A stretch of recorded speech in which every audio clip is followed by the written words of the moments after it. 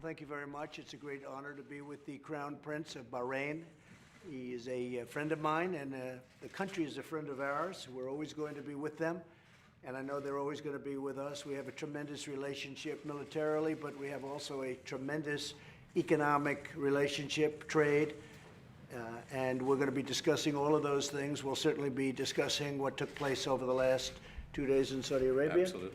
And we'll be discussing the Middle East. But our relationship has never been stronger than it is right now, and I think that is largely based on the relationship that we have. So I look forward to having our discussion. Thank you, Mr. President. It's a great pleasure to be here. Please. Like to say something? Well, I would like to say thank the President for receiving me and my delegation here today.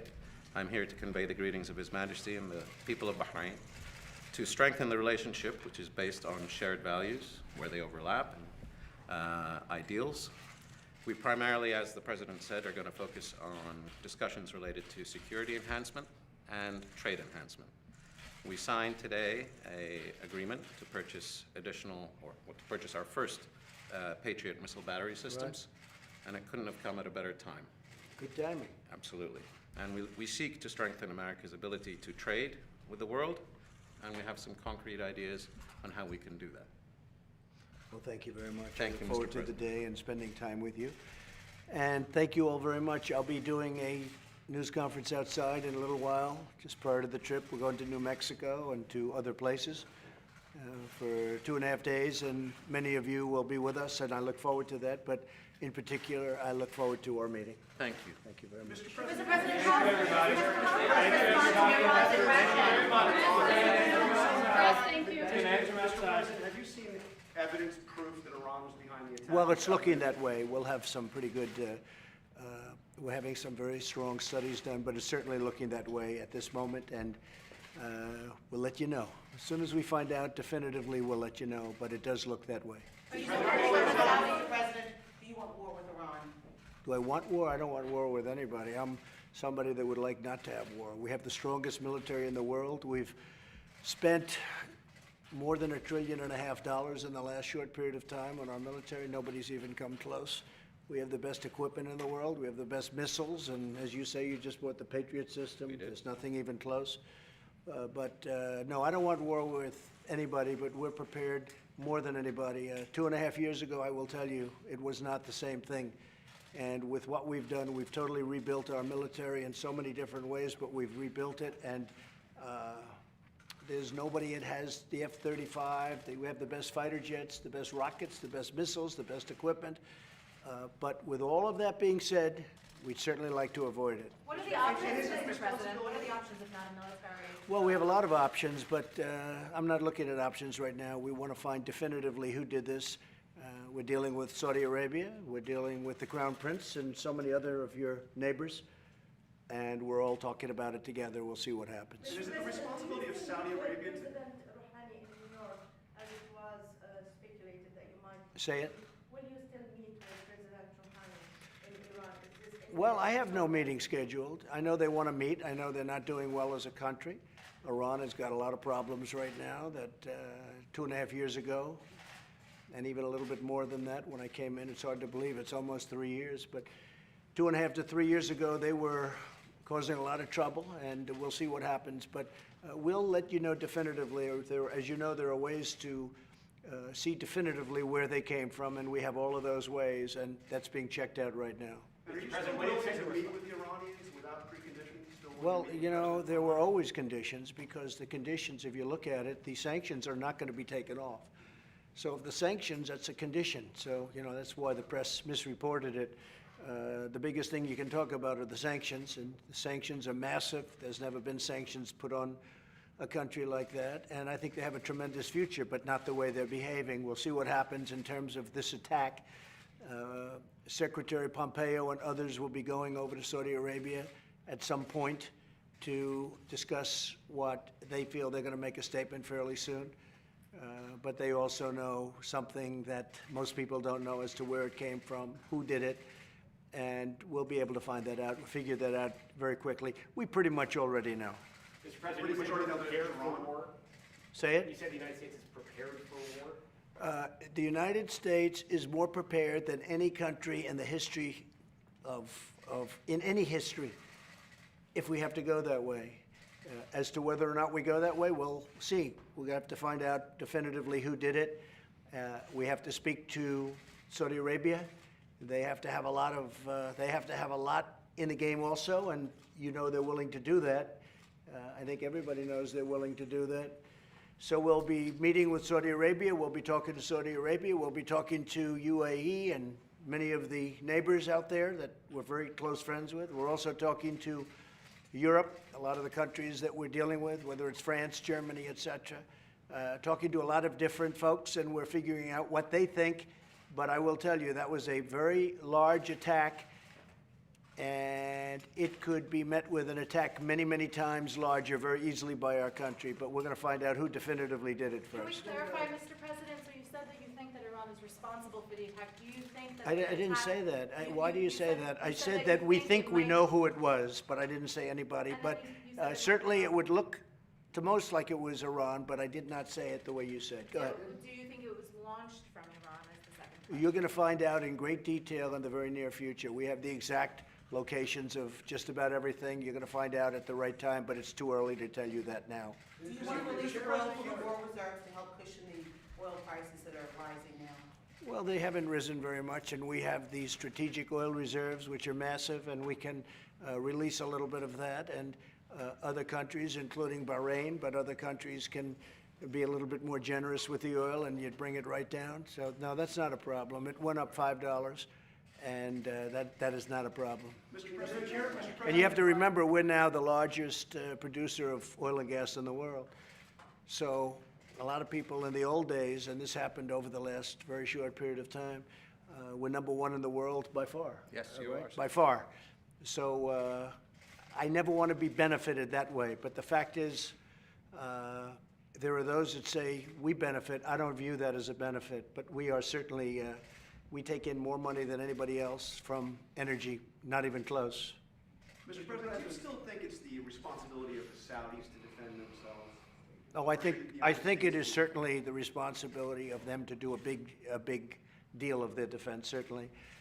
I also think it's the responsibility of the Saudis to, if somebody like us, which are the ones, are going to help them, I know that monetarily will be very much involved in paying for that. This is something that's much different than other presidents would mention, John, but the fact is that the Saudis are going to have a lot of involvement in this if we decide to do something.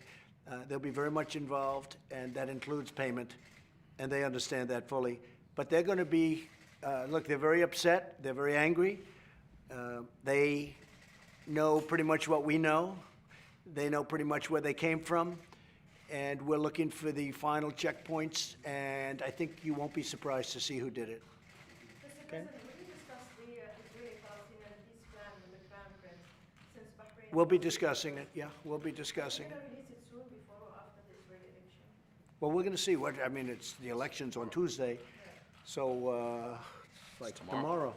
So you have an election tomorrow, so I would think it would be afterwards, okay?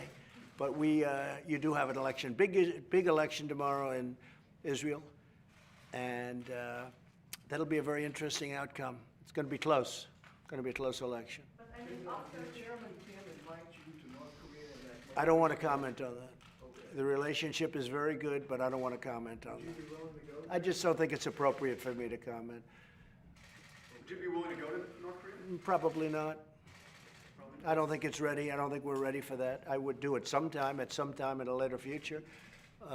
And depending on what happens, I'm sure he'll love coming to the United States also. But no, I don't think it's ready for that. I think we have a ways to go yet. Do you stand with the auto workers in the strike against GM? Well, I have great relationship with the auto workers. I got tremendous numbers of votes from the auto workers. I don't want General Motors to be building plants outside of this country. As you know, they built many plants in China and Mexico, and I don't like that at all.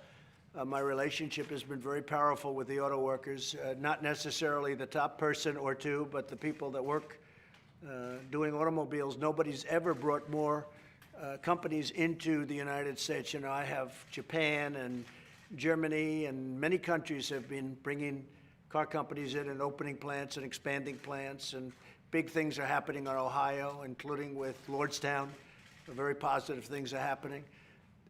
We have many plants that are either being renovated or expanded or built new right now in the United States, many more than we've had for decades and decades. So nobody's been better to the auto workers than me. I'd like to see it work out, but I don't want General Motors building plants in China and Mexico. This was before my watch, and I don't think they'll be doing that. I don't think. I had meetings with Mary Barra, the head of GM, and I don't want them leaving our country. I don't want them building in China. I don't want to build them in other countries. I don't want these big, massive auto plants built in other countries.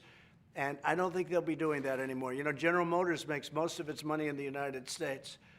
And it's too bad they spent billions and billions of dollars outside of the United States before I got here. One of the things very important in the USMCA, which we have to have approved for the, not only for the unions, for the auto workers, but for the farmers and for the manufacturers, for everybody. Everybody wants USMCA. It's very important, even more so now than it was 2 weeks ago. But people really want it. I'm sad to see the strike. Hopefully it's going to be a quick one. Mr. President, has diplomacy been exhausted when it comes to issues of Iran? Diplomacy, has it been exhausted? No, it's never exhausted. In fact, the Crown Prince can tell you, especially in your part of the world, it's never exhausted until the final 12 seconds. Is that right? That is correct. You never know what's going to happen. No, it's not exhausted. Nothing's exhausted. We'll see what happens. I think they would like to make a deal. I know they'd like to make a deal. They'd like to do it, but they'd like to do it on certain terms and conditions, and we won't do that. But at some point, it will work out, in my opinion. The problem was the deal that was signed by the previous administration was a disaster, which, by the way, would be expiring in a very short period of time also. So you really don't have a deal. You know, that deal was a very short-term deal. So they made a deal, but it was for a very short period of time. So that deal would be expiring very soon. Yes. Are you encouraging Israel and the Saudis to work together on this issue, particularly since they have a Always. shared I common encourage goal? everybody. I want everybody to work together. The Middle East is an interesting place. They historically have not been working together too well. But no, Israel is starting to work together with a lot of countries that you wouldn't have thought possible 2 years ago. Yes, Steve? Have you promised the Saudis that the U.S. will protect them in this case? No, I haven't. No, I haven't. I haven't promised the Saudis that. We have to sit down with the Saudis and work something out. And the Saudis want very much for us to protect them, but I say, well, we have to work. That was an attack on Saudi Arabia, and that wasn't an attack on us. But we would certainly help them. They've been a great ally. They spend $400 billion in our country over the last number of years. $400 billion. That's 1.5 million jobs. And they're not ones that, unlike some countries where they want terms. They want terms and conditions. They want to say, can we borrow the money at 0% for the next 400 years? No, no. Saudi Arabia pays cash. They've helped us out from the standpoint of jobs and all of the other things. And they've actually helped us. I would call and I would say, listen, our oil prices, our gasoline's too high. You got to let more go. You know that. I would call the Crown Prince and I'd say, you got to help us out. You got to get some more, and all of a sudden the oil starts flowing and the gasoline prices are down. No other president can do that. No other president was able to do that, or maybe they didn't try, but I've done it.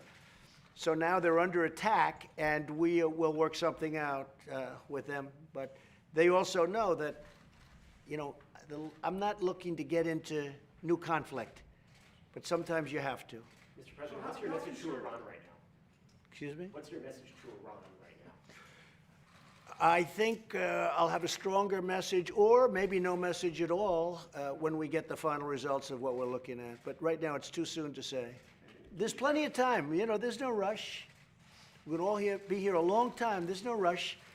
But I'll have a message, whether it's a strong message or maybe no message at all, depending on the final results. And how Can you concerned walk us are you through- about the risk of an all-out war in the Middle East? I'm not concerned at all. You don't think that we're a step closer to that? No, given what I'm Iran not. did? Personally, I'm not concerned at all. We have military power, the likes of which the world has never seen. I'm not concerned at all. I'd like to avoid it. You know, when I came here 3 years ago almost, General Mattis told me, sir, we're very low on ammunition. I said, that's a horrible thing to say. I'm not blaming him, I'm not blaming anybody, but that's what he told me.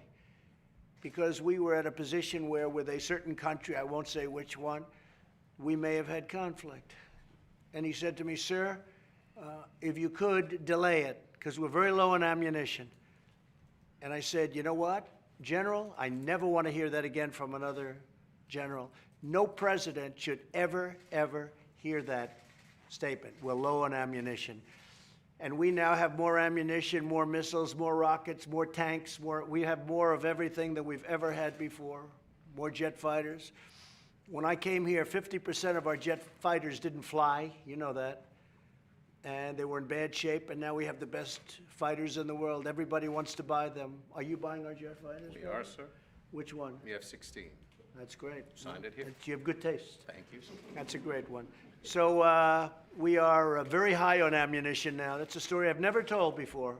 Breaking news. But we were very low. I could even say it stronger. I don't want to say no ammunition, but that gets a lot closer. I said, I never want to hear that again, and I never want another president of the United States to hear that again. Could you imagine as president when they say we're very low on ammunition? By the way, stronger than that, but I'm not going to go there. That was what I was told. And I said, I never want to be in a position like that again. And he said, could you delay, if we do something, sir, could you delay it as we fill up? And that is what I inherited from the past administration, and in all fairness to President Obama, to administrations before President Obama. That's what I got stuck with. And we fixed it, and we fixed it good. The Crown Prince understands $700 billion. The next year, $718 billion. And the next year, which is right now, we just got approved $738 billion. And that's a lot of money even for Bahrain, right? It's a lot of money, That's a sir. lot even for Bahrain. And lot of Bahrain money. has a lot of money. Okay? You've got the Israeli election coming up tomorrow. How does that affect the timing of your Middle East peace plan? Well, we're going to have to see what happens, Steve. I just don't know. I can't tell you what's going to happen. I can make a prediction. I sort of have a feeling, but we're going to have to see what happens. It's a big election. That's one we're all going to be watching. You think Netanyahu will pull it out? Well, certainly he has a good chance, but it's a very, it's a 50-50 election. A lot of people, if you look at the polls and everything else, it's going to be very close. So we'll see what happens. Polls are often wrong.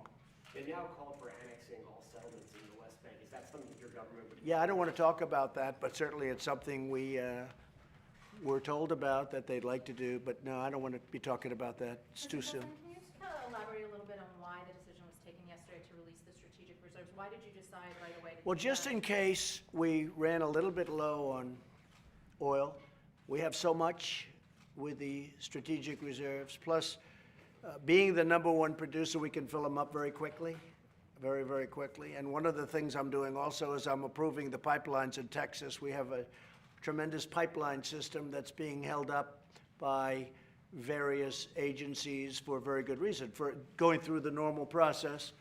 And we're going to have to avoid the normal process, because if we do that, Texas is a massive distributor, a massive producer of oil, far bigger than anybody would have even thought 5 years ago. So what I'm going to do is expedite the pipeline approvals. That will get us another 25% energy, additional energy. I know this is exactly the opposite of the Democrats. They want to have wind, solar, and I guess make-believe would be the third alternative, right? No, this is something we have to do. We have the greatest wealth in the world, and we want to be able to capitalize on it, especially when it comes to safety. Okay? Thank you all very much. Thank you. Just on one more subject, you talked about an urban agenda when you ran for president the first time. You went to Baltimore last year. Yeah.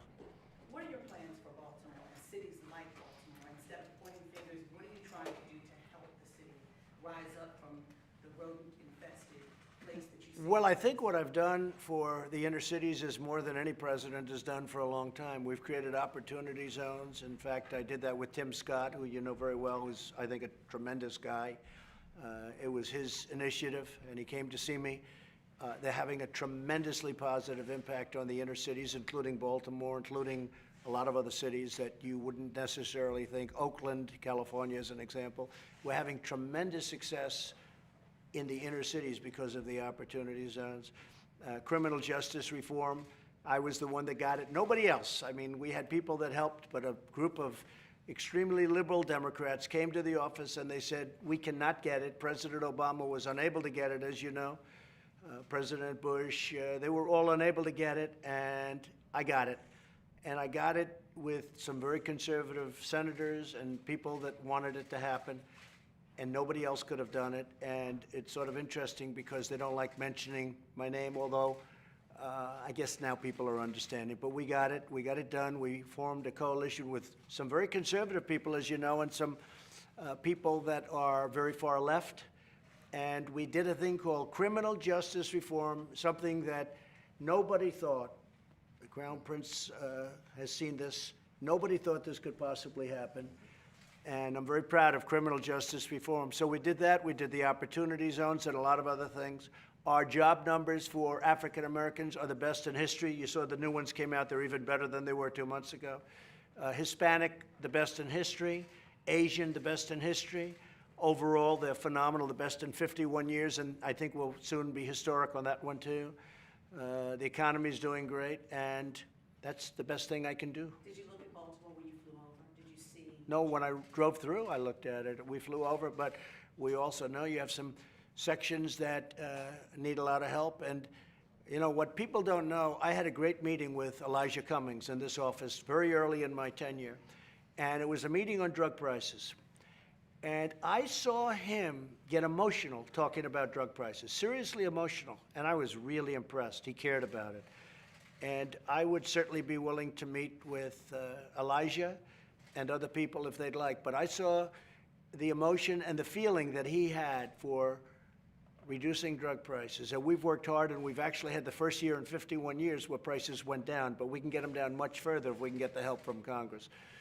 So I think we're going to do much lower drug prices over the next year, and I think that if Elijah Cummings would want help, I am here.